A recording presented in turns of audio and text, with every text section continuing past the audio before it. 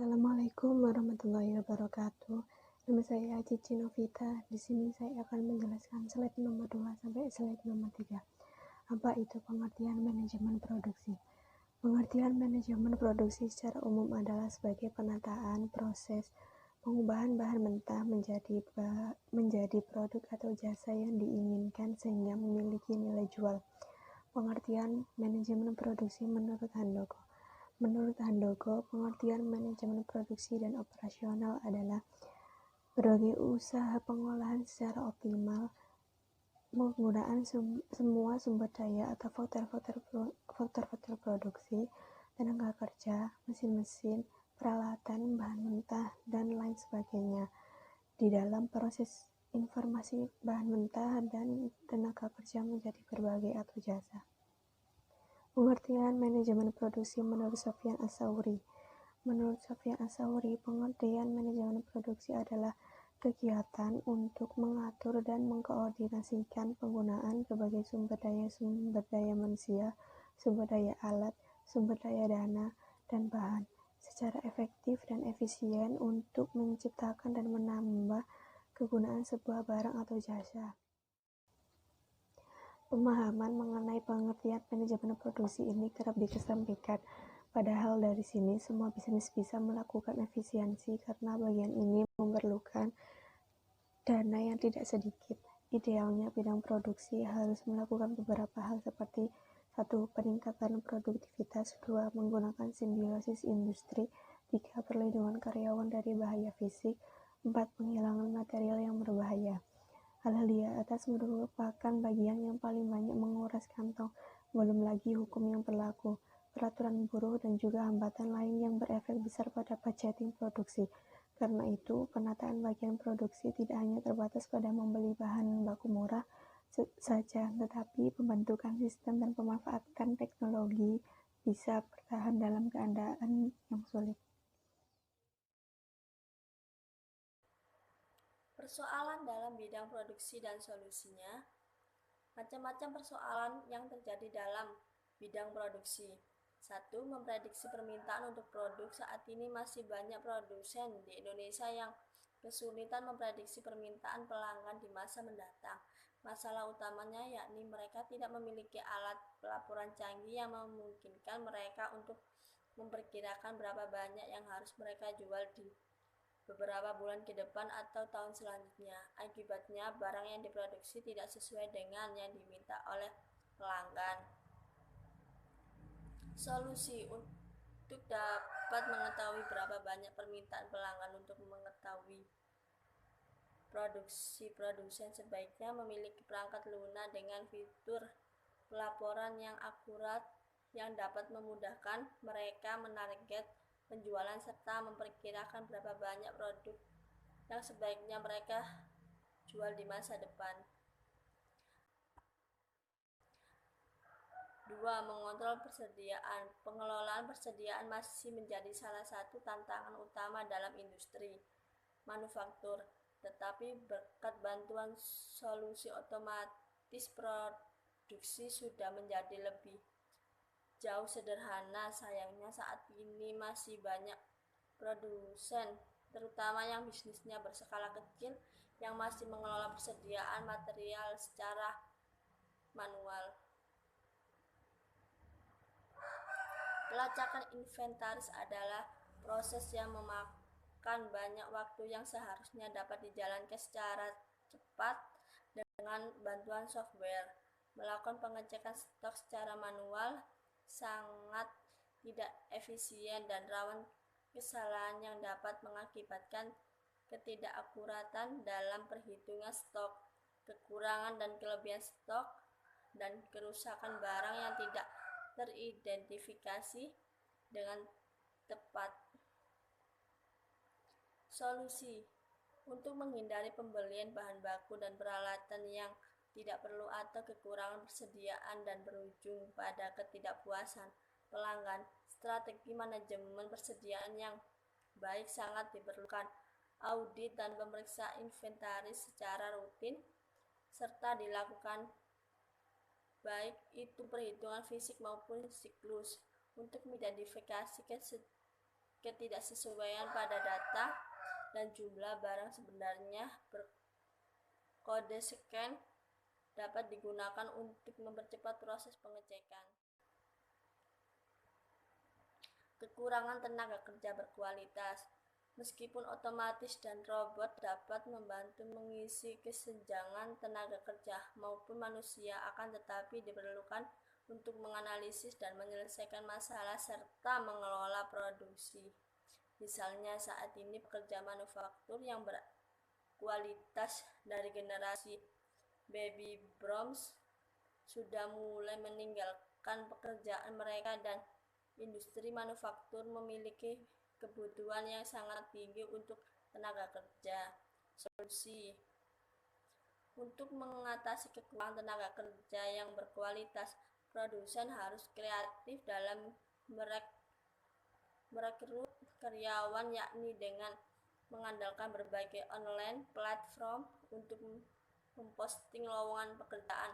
Produsen harus benar-benar selektif ketika memilih calon karyawan dan memastikan bahwa mereka mampu bekerja dengan cepat, sesuai dengan target di bawah tekanan dan tidak keberatan dengan jadwal kerja yang berubah-ubah.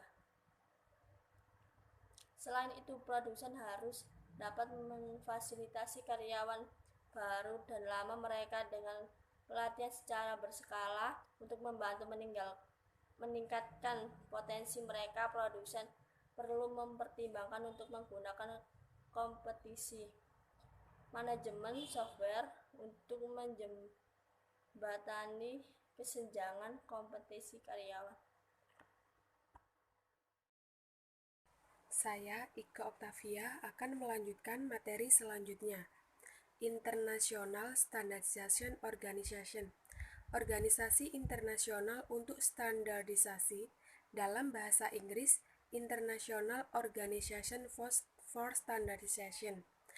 Dalam bahasa Prancis, Organisation Internationale de Normalisation atau disingkat ISO, adalah badan penetap standar internasional yang terdiri dari wakil-wakil dari badan standarisasi nasional setiap negara. Dikarenakan singkatan dari masing-masing bahasa berbeda, IOS dalam bahasa Inggris dan OIN dalam bahasa Prancis, maka para pendirinya menggunakan singkatan ISO, diambil dari bahasa Yunani atau isos yang berarti sama atau equal. Didirikan pada 23 Februari 1947, ISO menetapkan standar-standar industrial dan komersial dunia.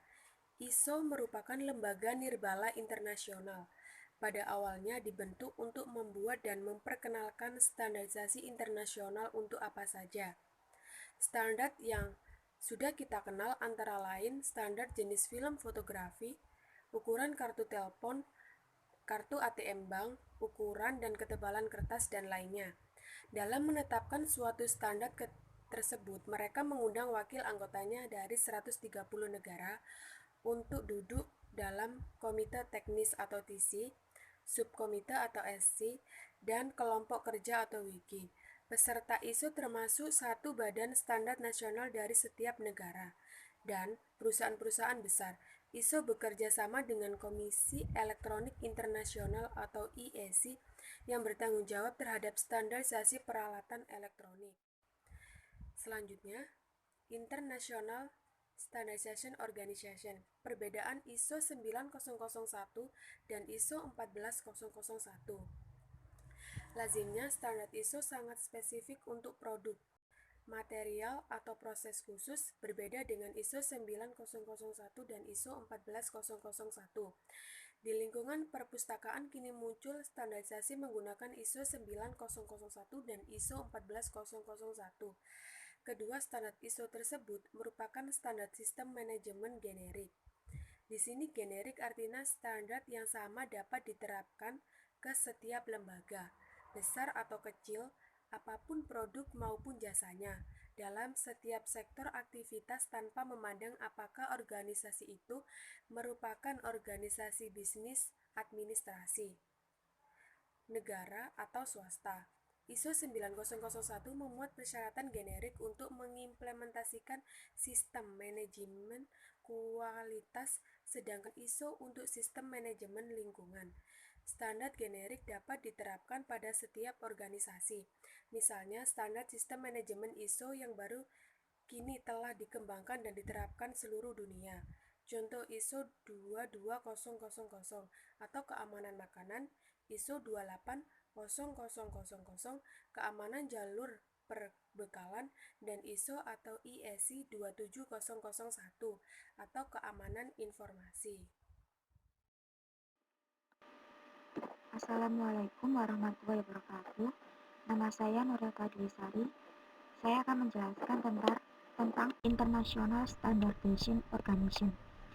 ISO 90001 merupakan suatu sistem sertifikasi yang menjamin kualitas proses layanan suatu organisasi. Beberapa kali mengalami revolusi sejak awal ISO 901 tahun 1987 hingga ISO 901 terdapat beberapa perkembangan menuju ke arah lebih baik dan menyesuaikan kebutuhan dan pertumbuhan pasar, baik pada prinsip manajemen mutu maupun klausul-klausul persyaratannya. Sejatinya, tujuan utama dari ISO 901 adalah membantu organisasi meningkatkan kepuasan pelanggan dengan fokus dan konsisten memperhatikan kualitas layanannya, maupun manfaat. ISO memberikan banyak perubahan positif bagi lingkungan internal maupun eksternal perusahaan. Berdasarkan hasil lembaga survei internasional, manfaat utama yang dirasakan pada penerapan ISO 901 adalah peningkatan kualitas pada proses internal, sedangkan manfaat besarnya adalah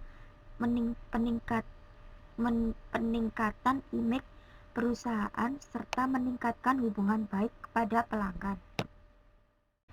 Lantas, apa hubungannya manfaat penerapan ISO 901 tersebut dalam keberlangsungan rantai pasok? Rantai pasok atau supply chain seperti kita ketahui ialah satu rangkaian proses arus produk dan informasi dari pengadaan, pembuatan atau produksi, penyimpanan, serta pendistribusian hingga produk atau layanan sampai kepada pelanggan. Keberhasilan kerja suatu rantai pasok sebuah perusahaan ditentukan oleh kemampuan perusahaan tersebut memenuhi keinginan pelanggan tepat pasok, tepat jumlah, dan berkualitas. ISO 901 merupakan sebagai penyerta tujuan tersebut, memastikan produk atau layanan dapat memenuhi standar yang diharapkan. Dalam pelaksanaan rantai pasok, ISO 901 2015 berperan sebagai pedoman panduan praktik sistem yang berkualitas. Jika dikaji dengan dalam, akan terlihat peran dan manfaatnya dalam serangkaian proses rantai pasok. Berikut adalah beberapa dalam arahan ISO 901 2015 yang terkait dengan aktivitas dalam rantai pasok. 1. Pengadaan. Pada klausul 4.41d, setiap organisasi diharuskan mampu menentukan sumber daya yang diperlukan serta memastikan kesediaannya. Dalam praktik pelaksanaannya, organisasi wajib mengidentifikasi keperluan sumber daya dalam prosesnya dan menjamin ketersediaan sumber daya tersebut tepat waktu, jumlah, dan kualitas. Hal ini dapat diwujudkan dengan menerapkan pemantauan dan evaluasi pemasokan secara berskala dan purchasing monitoring system untuk memantau proses pengadaan yang sering dilakukan. Pada tahapan pengadaan, organisasi juga diharuskan menetapkan kriteria penerimaan produk ataupun jasa atau klausul 8.1. Dengan kriteria tersebut, diharapkan sumber daya yang masuk tidak akan merusak proses produksi yang berdampak pada hasil produksi atau jasa yang buruk. Terima kasih. Saya Muhammad Riki Salsabil, dari kelas AKB1 memperhatikan tentang ISO terhadap produksi. Organisasi harus melaksanakan produksi dan penyediaan jasa dalam kondisi terkendali. Kondisi terkendali harus mencakup jika berlaku A. Ketersediaan informasi terdokumentasi yang menetapkan 1. Karakteristik produk yang akan diproduksi, jasa akan disediakan atau kegiatan yang akan dilakukan. 2. Hasil yang akan dicapai. B. Ketersediaan dan pemakaian peralatan pemantauan dan pengukuran yang sesuai. C. Pelaksanaan kegiatan pemantauan dan pengukuran pada tahapan yang sesuai dengan memverifikasi bahwa kriteria pengendalian proses atau output kriteria keterimaan produk dan jasa telah terpenuhi. D. Penggunaan infrastruktur yang lingkungan yang sesuai dengan pengoperasian proses-proses. Penunjukan personel yang kompeten termasuk setiap kualifikasi yang diperlukan. F. Melakukan validasi dan validasi ulang secara berkala atas kemampuan mencapai hasil yang direncanakan bagi proses produksi dan jasa bila hasil yang diperoleh tidak dapat diverifikasi oleh pemantauan atau pengukuran yang berurutan. Pelaksanaan tindakan-tindakan untuk mencegah kesalahan manusia. H. Pelaksanaan kegiatan pengesahan dan pasca pengiriman. Klausul 8.5 pada ISO 9001/2015 mengharuskan organisasi melaksanakan proses produksinya di bawah kendali. Bentuk kendali berupa pengawasan atas beberapa hal penting dalam proses, sebut saja ketersediaan informasi sumber daya, infrastruktur, pendukung, karyawan yang kompeten, kegiatan validasi pengukuran kesesuaian, serta ketersediaan tindakan pencegahan dan penanggulangan ketidaksesuaian yang terjadi dalam proses produksi. Klausul ini berlaku bagi seluruh jenis tipe organisasi. ISO 9001 menjamin ketersediaan elemen yang berperan dalam proses produksi yang mengawali proses hingga menghasilkan produk atau layanan yang sesuai dengan keinginan pelanggan yang menjadi tujuan fungsi rantai pasok. Penyimpanan dan pendistribusian. Dalam kegiatan penyimpanan dan pendistribusian, ISO mensyaratkan organisasi harus melakukan pemeliharaan terhadap sumber daya akan produk guna memastikan agar tetap layak sesuai dengan tujuan kegunaan. Klausul 7.1.5.1 penyimpanan dilakukan pada fasilitas yang sesuai dengan pemantauan dilakukan secara berkala bertujuan memastikan sumber daya dan produk-produk yang disimpan dengan keadaan baik.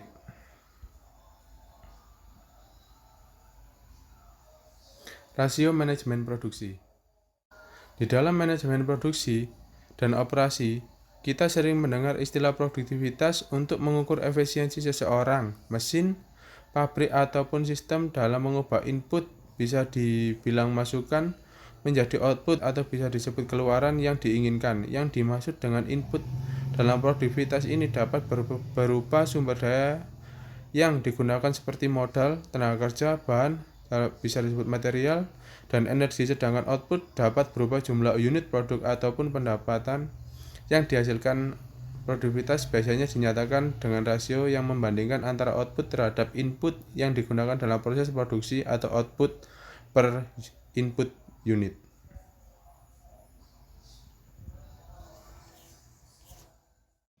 Assalamualaikum warahmatullahi wabarakatuh. Nama saya Istinaka Fauzia. Saya akan melanjutkan materi selanjutnya. Dapat dikatakan bahwa produktivitas yang tinggi adalah melakukan pekerjaan dalam waktu sesingkat mungkin dengan penggunaan sumber daya yang sesedikit mungkin tanpa mengorbankan kualitas yang ditentukan. Misalnya, pekerja A dapat menghasilkan 100 unit produk dalam 1 jam, sedangkan pekerja B dapat menghasilkan 120 unit dalam 1 jam juga dengan menggunakan bahan dan teknologi yang sama. Maka dapat dikatakan bahwa pekerja B lebih produktif daripada pekerja A, atau produktivitas pekerja B lebih tinggi dari pekerja A. Hal ini dapat dinyatakan bahwa produktivitas tidak hanya digunakan untuk mengukur efisiensi kerja karyawan, namun juga sering digunakan untuk menilai perkembangan negara ekonomi, industri, bisnis, bahkan industri pada individu kita sendiri. Perkembangan produktivitas. Yang pertama, manajemen produksi berkembang pesat karena adanya faktor, yaitu adanya pembagian kerja dan spesialisasi. Agar produksi efektif dan efisien, produsen hanya menggunakan metode ilmiah dan asas-asas manajemen pembagian kerja memungkinkan dicapainya tingkat dan kualitas produksi yang lebih baik bila disertai dengan pengolahan yang baik dan akan mengurangi biaya produksi sehingga dapat tercapainya tingkat produksi yang lebih tinggi. Yang kedua, revolusi industri. Revolusi industri merupakan suatu peristiwa penggantian tenaga manusia dengan tenaga mesin. Revolusi itu merupakan perubahan dan pembaharuan radikal dan cepat di bidang perdagangan, industri, dan teknik di Eropa. Dampaknya, pengusaha besar dapat meningkatkan perdagangannya, sedangkan pengusaha kecil dengan peralatan kerja yang masih kuno menjadi terdesak. Perkembangan revolusi industri terlihat pada 1. Bertambahnya penggunaan mesin. Yang kedua, efisiensi produksi batu bara, besi, dan baja. Yang ketiga, pembangunan jalan kereta api, alat transportasi, dan komunikasi. Yang keempat, meluasnya sistem dan perbankan serta perkreditan. Penggunaan metode ilmiah dalam mengaji pekerjaan memungkinkan ditemukannya metode kerja terbaik dengan pendekatan. Yang pertama, pengamatan observasi atas metode kerja yang berlaku. Yang kedua, pengamatan terhadap metode kerja melalui pengukuran dan analisis ilmiah. Yang ketiga, pelatihan kerja dengan metode baru. Dan yang terakhir, pemanfaatan umpan balik dalam pengelola atas proses kerja. Saya Fani Fadlila akan melanjutkan materinya tentang faktor-faktor yang mempengaruhi produktivitas. Yang pertama, faktor teknis. Faktor teknis adalah faktor yang meliputi penentuan lokasi, tata letak, dan ukuran pabrik atau mesin produksi yang tepat, penggunaan mesin dan peralatan yang benar, teknis penelitian dan pengembangan, serta penerapan komputerisasi dan otomatisasi pada produksi yang bersangkutan. Jika perusahaan menggunakan teknologi terbaru dengan tepat, maka produktivitas akan semakin tinggi. 2. Faktor produksi. Faktor yang meliputi perencanaan, pengkoordinasian, dan pengendalian produksi, penggunaan bahan baku yang berkualitas baik, serta penyederhanaan dan standarisasi proses produksi. Jika semua faktor produksi dapat berjalan dengan baik, maka akan meningkatkan produktivitas. Yang ketiga, faktor organisasi. Faktor berkaitan dengan jenis organisasi yang digunakan, pendefinisian dengan jelas, otoritas dan tanggung jawab setiap individu dan departemen serta pembagian kerja dan spesialitas terhadap pekerjaan yang dilakukan. Yang keempat, faktor personil. Merupakan faktor yang secara langsung mempengaruhi produktivitas sebuah organisasi. Individu atau tenaga kerja yang tepat harus ditempatkan di posisi yang tepat pula. Tenaga kerja yang lulus seleksi harus diberi pelatihan dan pengembangan yang tepat serta memberikan kondisi dan lingkungan kerja yang baik. Individu yang telah menjadi karyawan ini harus termotivasi dengan baik secara finansial maupun motivasi non-finansial. Keamanan pekerjaan, kesempatan memberikan saran atau pendapat, dan kesempatan untuk dipromosi juga secara langsung mempengaruhi produktivitas kerja suatu organisasi. Yang kelima, faktor finansial atau keuangan. Merupakan darah dari sebuah bisnis. Oleh karena itu, harus terdapat perencanaan dan pengendalian keuangan yang baik terhadap keuangan atau modal kerja.